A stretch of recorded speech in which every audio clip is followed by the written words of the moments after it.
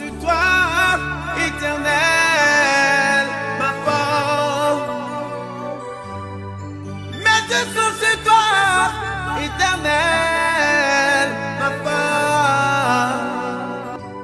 Et tu es ma force, oui ma force.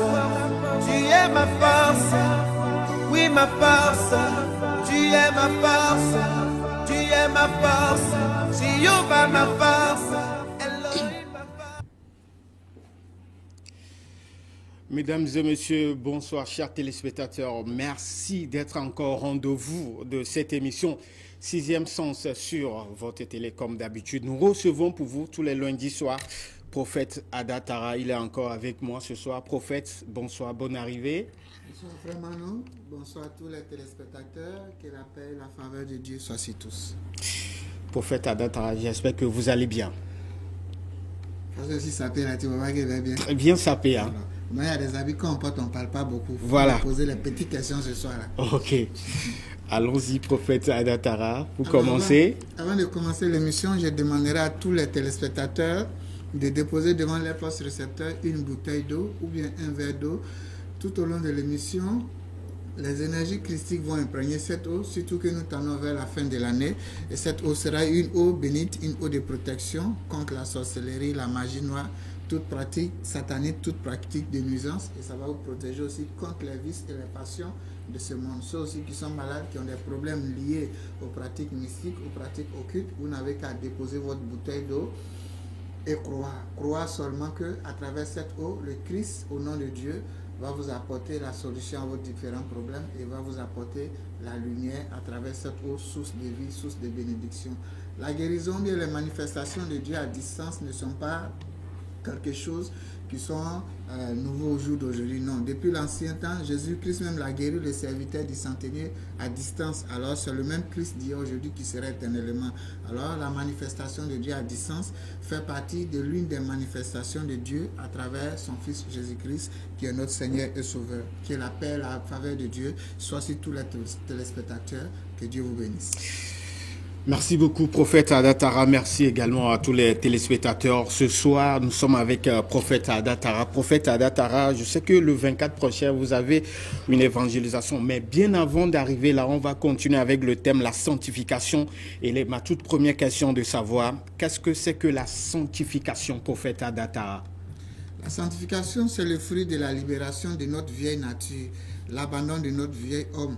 Et ceci est possible à la croyance et à la confession de notre Seigneur Jésus-Christ. Donc la sanctification, comme le dit dans le livre de Hébreux 10, verset 10, 13 à 12, la sanctification, c'est être mis à part pour Dieu. C'est-à-dire tous ceux qui confessent le nom de Jésus, je parle en tant que chrétien d'abord, tous ceux qui confessent le nom de Jésus-Christ, qui ont été baptisés, dès lors qu'ils ont reçu le baptême, ils ont changé en eux leur vieille nature, les péchés qui étaient en eux, ils ont décidé d'abandonner ces péchés, d'abandonner leur turpitude, d'abandonner leurs vices, leurs passions, pour rentrer dans la nouvelle nature, dans la nouvelle créature, dans la nouvelle vie de Christ, pour devenir saints.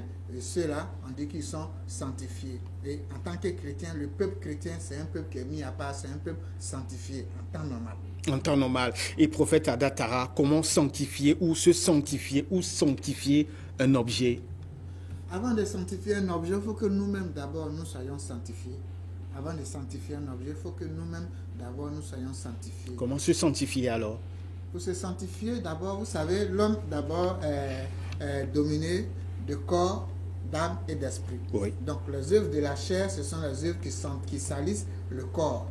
Et aussi il y a les œuvres de l'esprit qui vivifient l'esprit en nous. Alors si le corps est impur, pour pouvoir d'abord purifier ce corps, se sanctifier le corps, non seulement il y a des rites, il y a des prières, mais aussi il y a un changement de comportement qui est nécessaire pour pouvoir d'abord nous-mêmes être sanctifiés. La sanctification à Dieu, je le reprends, repart d'abord à travers notre comportement, à travers des rites et à travers des prières. Lorsque ces trois choses-là sont en harmonie, on peut parler d'une sanctification parfaite dans la vie de l'homme. Et une telle personne qui est en harmonie, c'est-à-dire qui a respecté ces trois principes et qui est sanctifiée, tout ce que ses mains toucheront Tout lieu où fouleront la plante de ses pieds, non seulement il va prendre en possession parce qu'il est sanctifié, et tout ce qui touchera, il va sanctifier tous ces éléments. Donc c'est pourquoi je dis, avant même de sanctifier un objet ou bien quoi que ce soit, nous-mêmes nous devons être d'abord purs devant la face de Dieu. Parce que 1 Pierre 1, verset 16 nous dit, oui, soyez saints comme votre Père Céleste est saint. Donc la finalité,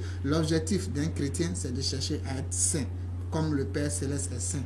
Vous comprenez? Donc la sainteté d'abord. Pour chercher d'abord la sainteté, nous devons chercher ce qu'on appelle les fruits de l'esprit. Lorsque nous pratiquons les fruits de l'esprit, que nous enlevons à nous les œuvres de la chair, nous sommes d'abord sur le chemin de la sanctification de l'esprit.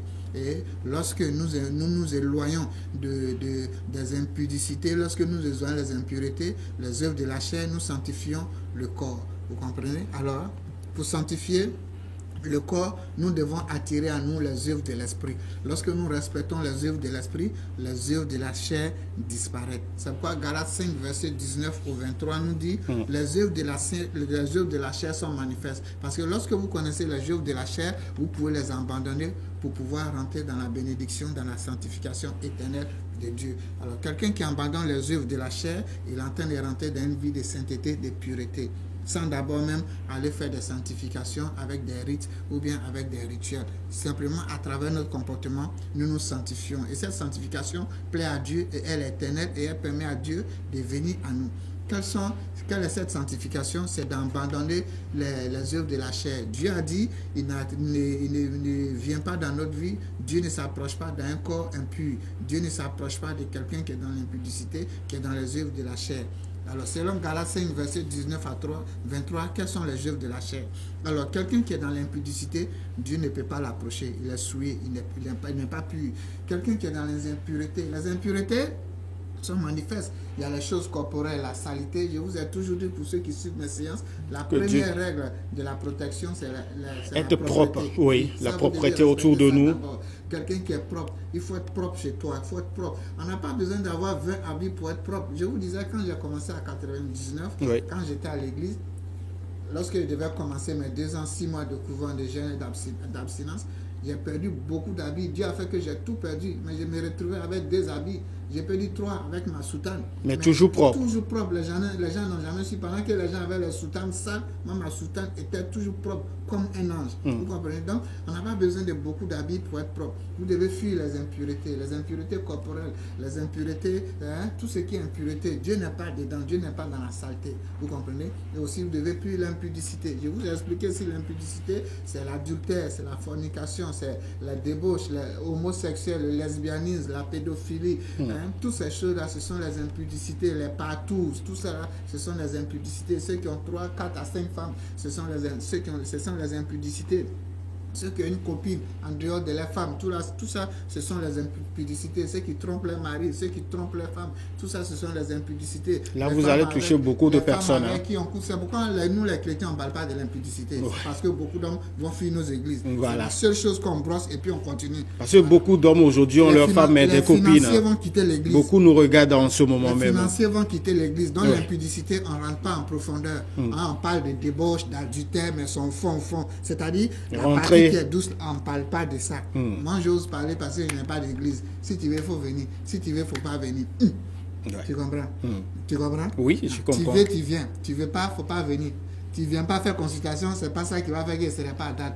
J'ai mes réalisations, ça va me faire manger. Je ne compte pas si un fidèle, je ne compte pas si un chrétien, je ne compte pas si toi.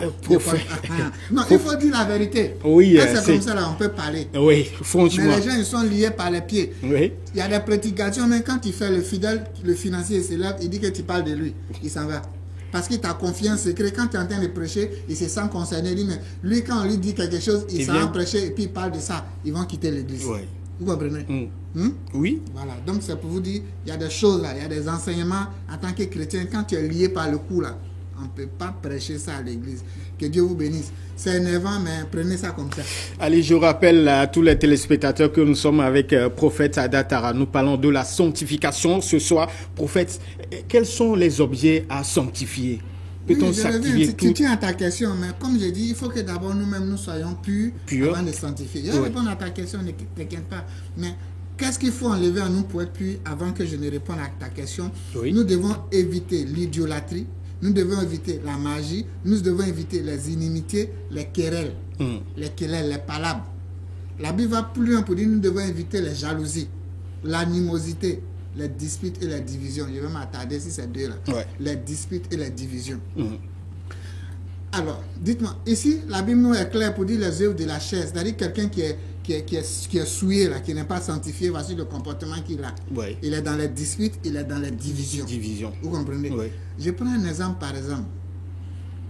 Il faut qu'on dise les choses telles qu'elles sont. Hein. Ceux qui nous écoutent, ce ne sont pas les enfants. Allez-y, quand le chrétien catholique est en conflit avec le chrétien évangélique, bon, je prends d'abord le corps évangélique dans son ensemble, qu'on appelle les églises de réveil. Oui.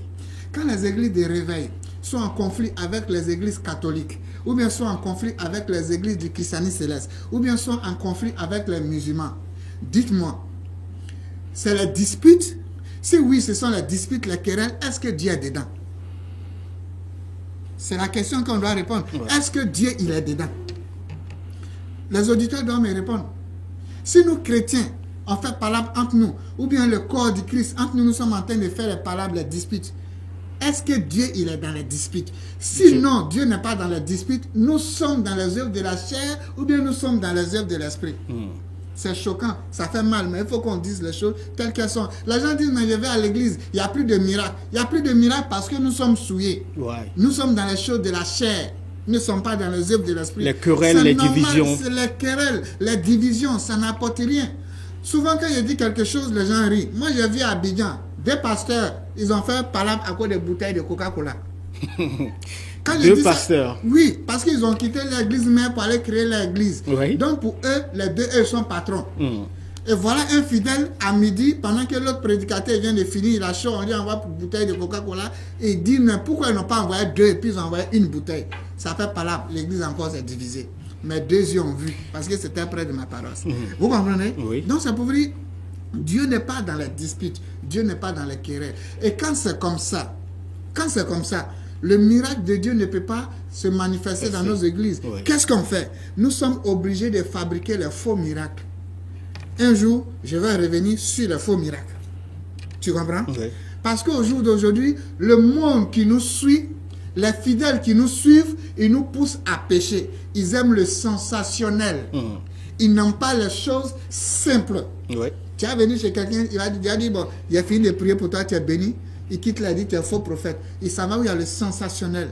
Et là souvent, où les gens tombent, les gens tremblent. Souvent, c'est le peuple qui pousse les hommes de Dieu que nous sommes à faire ces faux miracles. Puisque nous sommes dans les œuvres de la chair, les miracles, les prodiges ne peuvent pas s'opérer. Nous sommes obligés d'inventer les miracles. Parce que nous ne sommes pas saints, nous ne sommes pas sanctifiés. Les prodiges ne peuvent pas s'opérer.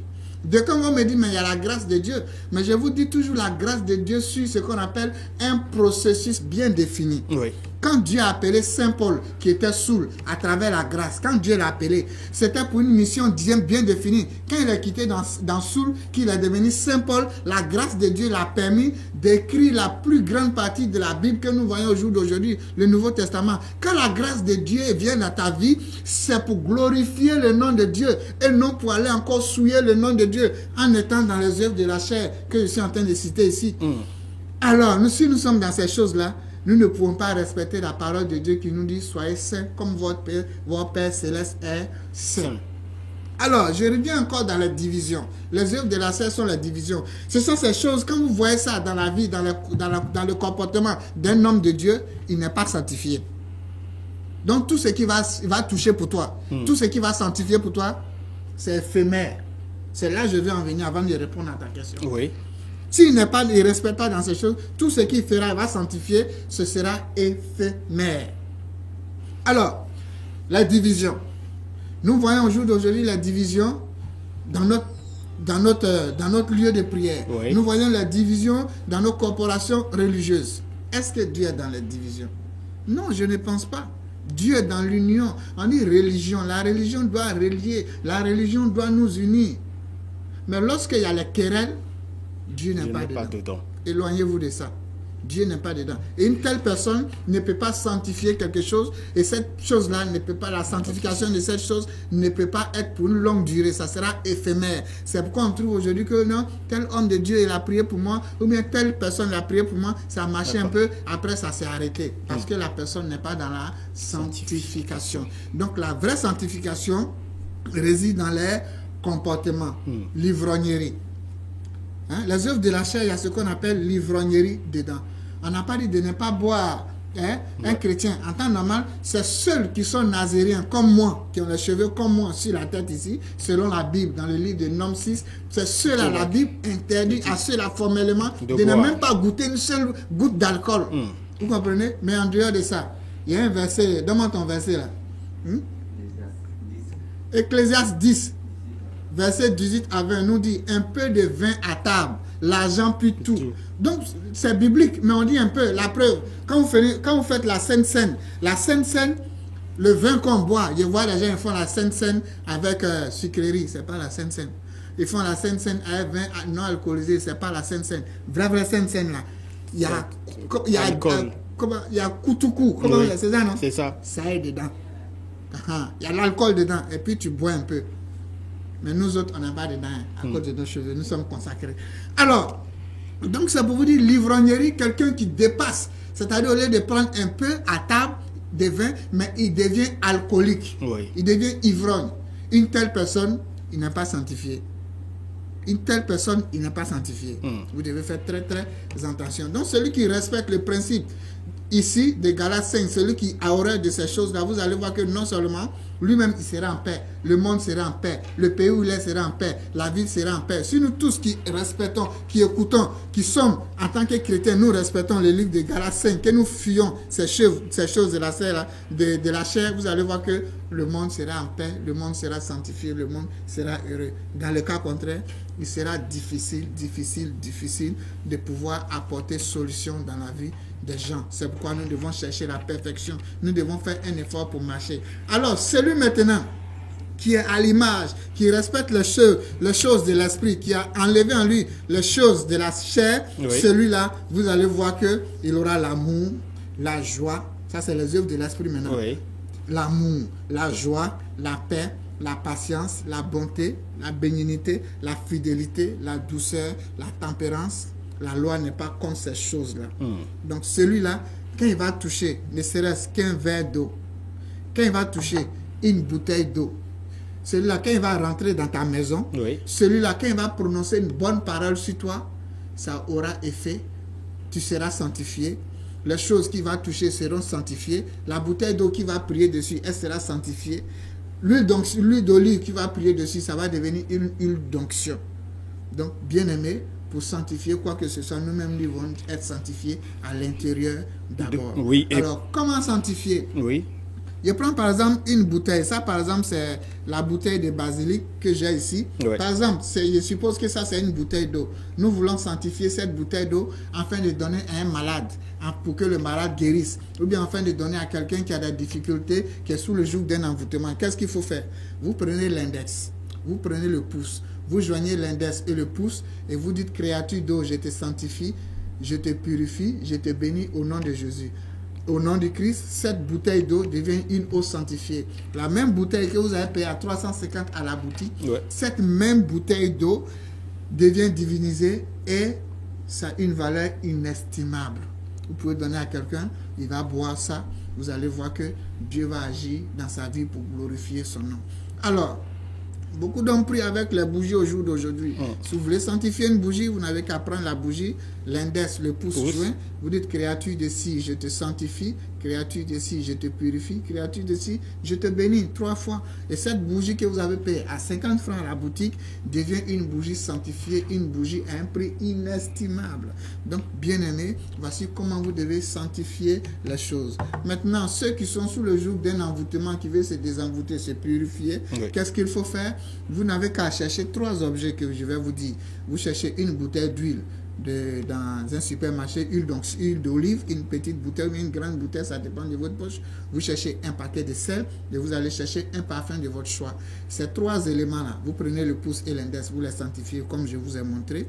Mais pour terminer, vous allez lire le psaume 71 là-dessus. Quand vous finissez de lire le psaume 71, chaque soir, vous prenez un peu de votre eau, de votre sel, vous mettez dans un seau d'eau, un peu de votre parfum dans un seau d'eau, vous prenez un peu de votre huile d'onction, vous mettez dedans, on appelle ça les 3 éléments, et vous prenez ça pour vous laver. En vous lavant, vous demandez à Dieu de vous désenvoûter, d'enlever l'envoûtement, afin que vous soyez purifiés, pour attirer à vous tout ce qui est bon, tout ce qui est beau, tout ce qui est bien, pour aider les autres. Vous le faites pendant 9 jours, vous pouvez garder les éléments et répéter en pré-accord pendant 9 jours. Ça, c'est pour purifier le corps. Ça c'est un rituel pour sanctification, prophète. Sanctification, désenvoûtement, purification. Existe-t-il une prière pour la sanctification, prophète Adatara? Une prière? Oui, ça existe. On appelle ça les codes du décodage, mais je ne peux pas exposer ça ici. Pourquoi? Il y a les choses qui sont sacrées. Des choses qui sont sacrées. Alors, je rappelle à tous les téléspectateurs que nous sommes avec prophète Adatara ce soir et nous parlons de la sanctification. Avant d'entamer la deuxième partie de cette émission, prophète Adatara, quelle est la différence entre sanctification et bénédiction? Alors, vous devez savoir que la finalité de la sanctification est égale à la bénédiction. Lorsque vous vous êtes repenti, vous abandonnez votre vieille nature, vous abandonnez votre turpitude, vous acceptez le Christ, vous devenez une nouvelle créature. Jésus-Christ a dit, moi qui des riches, je me suis fait pauvre pour vous, afin que vous soyez riches. Lorsque vous acceptez ce Christ-là, ce Christ que vous devenez une nouvelle créature, la finalité de la sanctification est égale à la bénédiction. Quand on dit la bénédiction en Dieu, c'est sur toutes les formes. Dieu a dit, je souhaite que vous soyez prospères à tous égards, comme l'est l'état de notre âme. Donc celui qui est sanctifié, il est prospère à tous égards. Il a la prospérité financière, il a la richesse, il a la prospérité dans sa vie sentimentale, il a la prospérité au niveau de la guérison. En tout cas, il est stable en tout domaine. Donc la finalité de la sanctification est égale à la bénédiction. Merci beaucoup, prophète Adatara. Prophète, le 24 novembre prochain, vous invitez les Togolais à une grande séance d'évangélisation à la Fopadex d'Agoué. Quel sera le thème de cette séance, prophète Adatara? Oui, le samedi 24 novembre, à partir de 15h à la Fopadex d'Agoué, j'invite toute la population togolaise pour une grande séance d'évangélisation, de guérison, d'enseignement de la parole de Dieu. Le thème, c'est « Je reconnais que tu peux tout ». Job 42, verset 2. Dieu peut tout, bien-aimé, vous qui m'écoutez. Dieu peut tout. Il y a rien n'est impossible à Dieu. Dieu n'a jamais vu un malade qui ne peut pas guérir. Dieu n'a jamais vu une femme à qui il ne peut pas donner d'enfant. Dieu n'a jamais vu un chômeur à qui il ne peut pas donner du travail. Dieu n'a jamais vu un paralytique qui ne peut pas guérir. Dieu n'a jamais vu un pécheur à qui il ne peut pas pardonner. Dieu n'a jamais vu un rejeté qui ne peut pas ramener et placer dans les hauteurs de la société. Dieu n'a jamais vu quelqu'un qui est rejeté qui ne peut pas placer pour être la pierre angulaire de sa famille, de sa nation.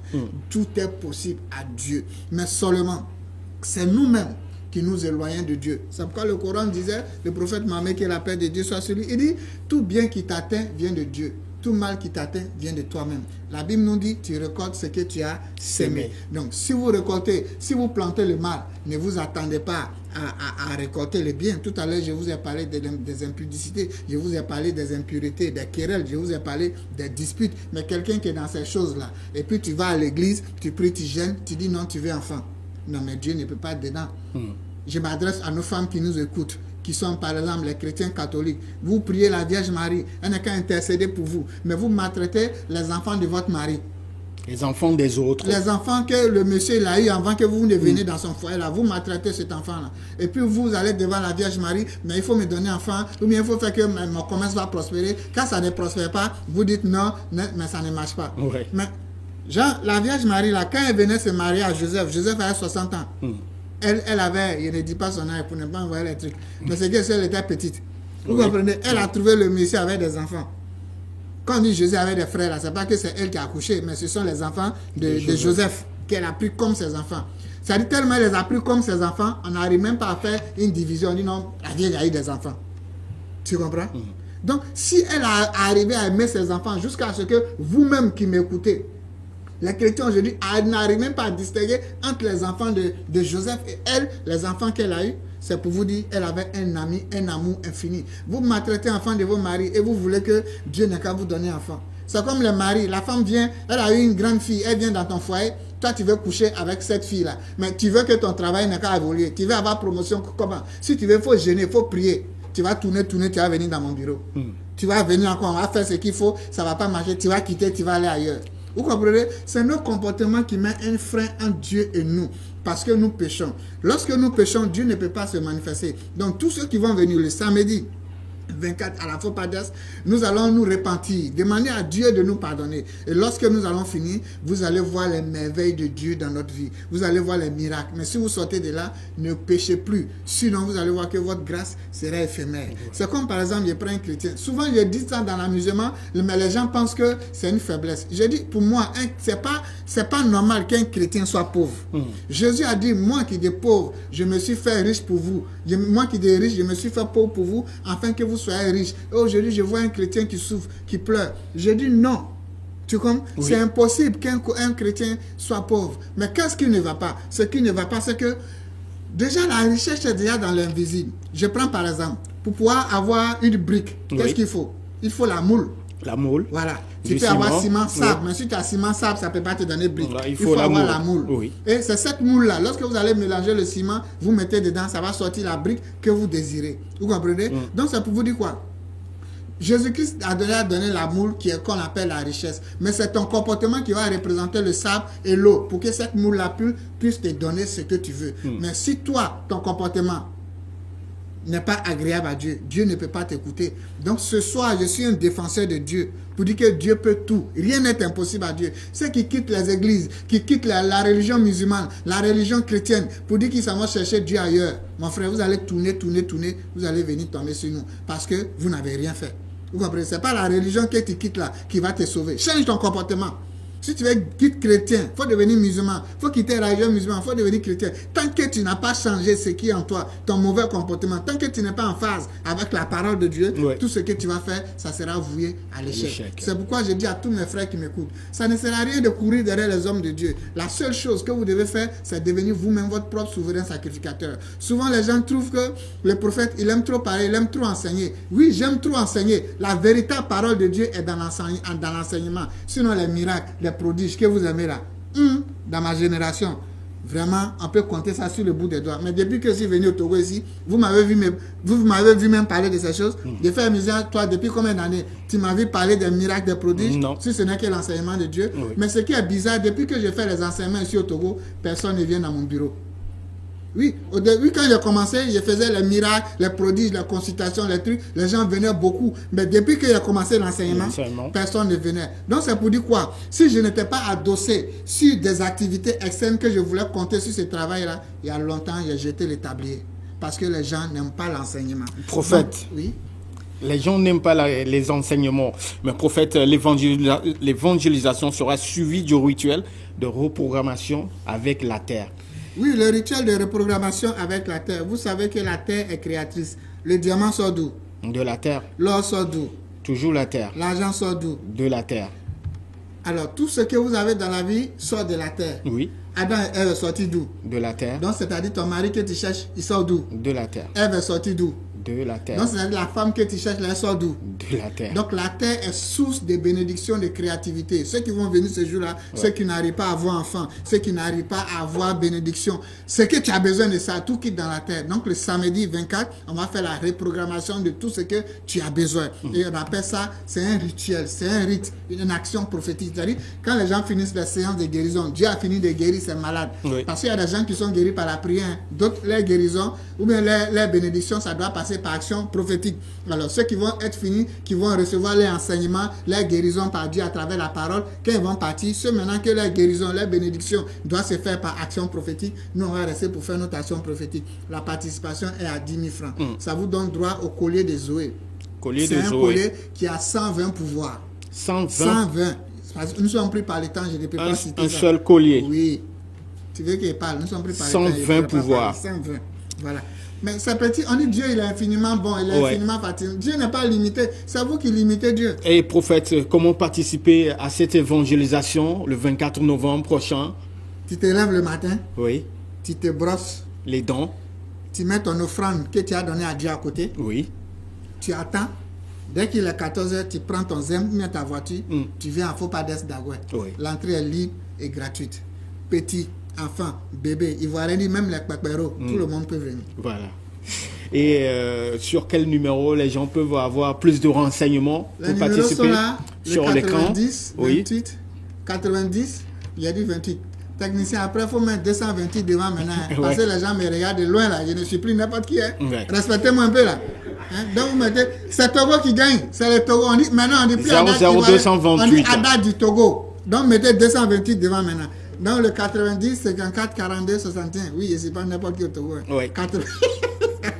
Allez-y pour 87, 30, 01, 75. Alors la bouteille d'eau, vous renversez tout dans un seau d'eau et vous lavez. En vous lavant, vous demandez à Dieu tout ce que vous voulez. Donc rendez-vous samedi 24 à partir de 15h à la Fopades d'Agouer le samedi prochain. Si ce soir mes propos vous ont blessé, je vous demande de me pardonner car j'ai reçu gratuitement. Je viens de vous donner gratuitement. Paix dans le cœur. Respectez-moi, je suis un vrai Togolais. Merci beaucoup, prophète. Voilà, quand le chef parle, on obéit. Wow. Merci beaucoup, prophète Adatara. Merci également à tous ces nombreux téléspectateurs. C'est fini pour aujourd'hui. On dit merci à tous ces fidèles de cette émission 6e sens. Également à une fidèle, on fait coucou à elle. Elle s'appelle Maï. Merci à tous et rendez-vous à la prochaine. Au revoir.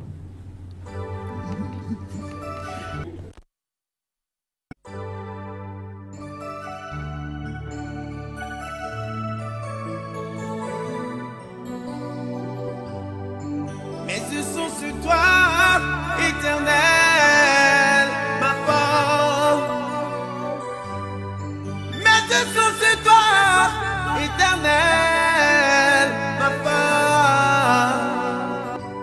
Et tu es ma force, oui ma force.